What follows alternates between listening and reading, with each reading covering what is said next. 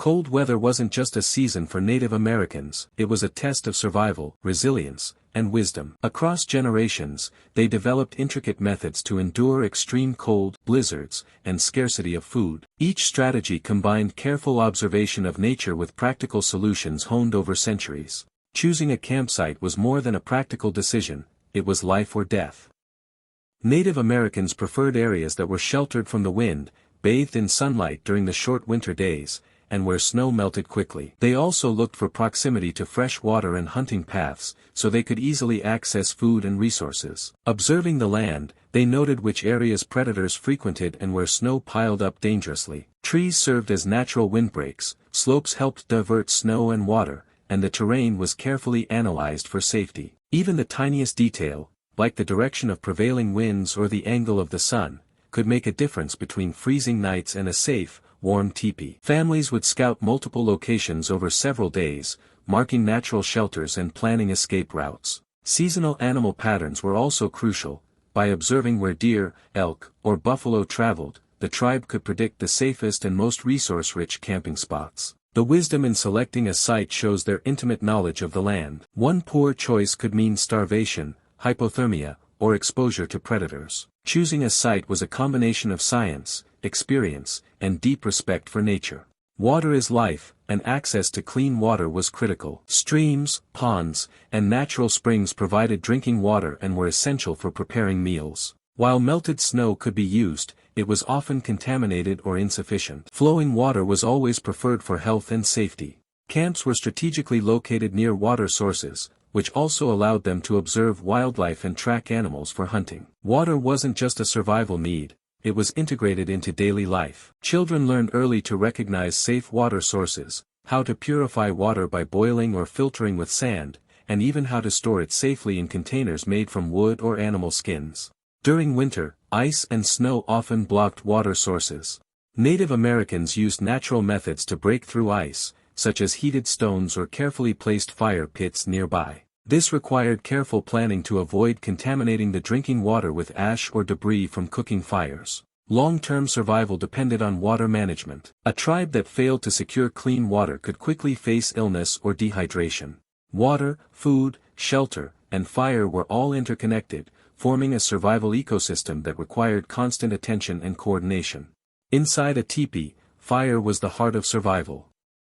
Native Americans dug 6-inch deep fire pits to conserve heat and prevent cold air from rising directly into the living area. The pits also reduced smoke exposure and created a concentrated area of warmth. Smoke flaps at the top of the teepee allowed smoke to escape while keeping the interior breathable. Managing the fire required skill. Too much smoke could suffocate occupants, too little heat could leave them vulnerable to frostbite. Fire was used for cooking, drying meat, boiling water, and softening hides. Children and elders stayed close to the fire, while adults managed fuel and food preparation. Fire also played a spiritual role, used in rituals and for protection against unseen forces during long, dark winter nights. Firewood was stacked vertically near the teepee to stay dry under snow. Careful rotation of wood ensured the fire never went out. Fire maintenance was a communal activity, teaching younger members responsibility, cooperation, and respect for resources. The teepee itself was constructed around the fire pit to maximize warmth. Animal hides and furs formed insulating layers, while careful arrangement of sleeping areas ensured everyone benefited from the fire's heat. This system of fire, insulation, and arrangement allowed tribes to thrive even in sub-zero temperatures.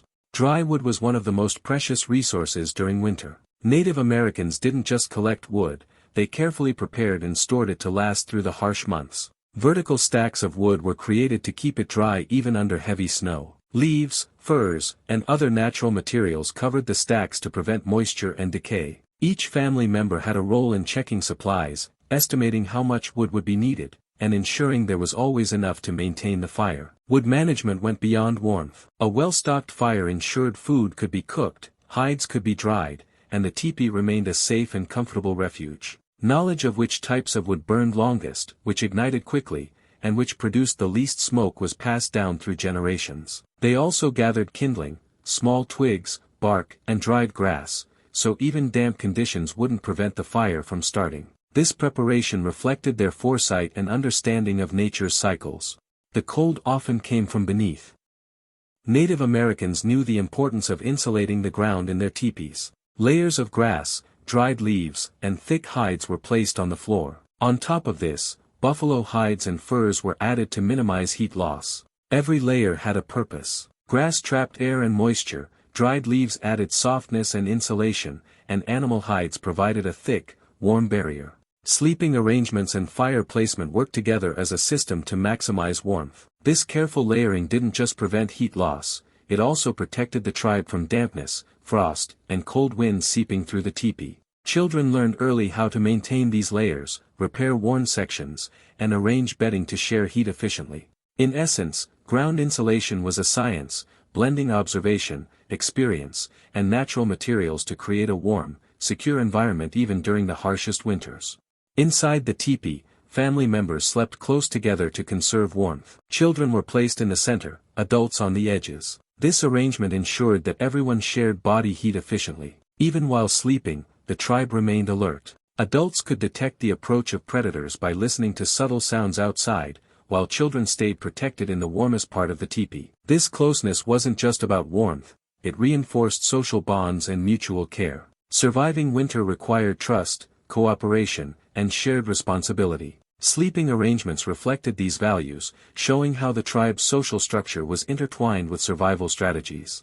Bear fat and bird fat were essential for protection against the cold. Applied to the body, these fats created a barrier that repelled wind and moisture. They also treated hides and clothing, making them water-resistant and extending their durability. When mixed with fire ash, these fats became face paint, serving both spiritual and practical purposes.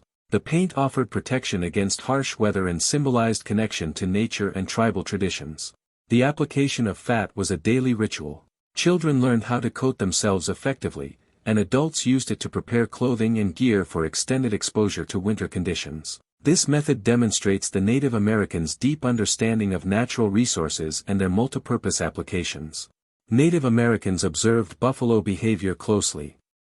The depressions that buffalo created in snow, called buffalo wallows, served as natural shelters. The tribes adapted these depressions for concealment, camouflage, and protection against wind and snow. Using these natural formations, they could hide from predators and stay safe during storms. In camp planning, buffalo wallows also influenced teepee placement, showing how observation of wildlife informed human survival strategies. Nature was a teacher. By understanding animal habits and natural formations, Native Americans learned techniques for warmth, safety, and resource management that were both simple and highly effective. Dogs were a critical part of predator defense. They served as early warning systems, alerting the tribe to the approach of wolves, bears, or other threats. Weapons were always kept within reach, and physical barriers, such as snow walls, fences, or sharpened stakes, fortified the camp. The combination of alert animals, prepared humans, and strategic barriers formed a reliable defense network. Tribe members were trained from a young age to recognize threats, respond quickly, and maintain vigilance even during long, cold nights. Defense strategies were integrated into every aspect of life, showing a seamless blend of observation, planning, and communal responsibility.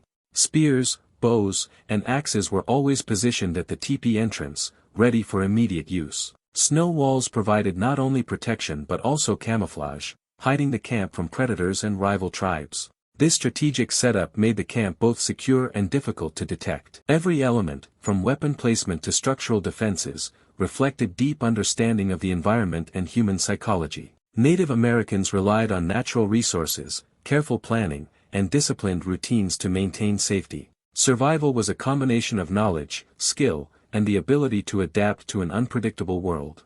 Winter was more than a season for Native Americans, it was a test of survival, wisdom, and harmony with nature. Every element, from fire management and furs to fat treatments and camp organization, was a learned, practiced, and perfected system. Through careful observation of the environment, meticulous planning, and communal cooperation, they thrived in conditions that would challenge even the most prepared modern humans. Their strategies are a testament to resilience, ingenuity, and the deep connection between humans and the natural world.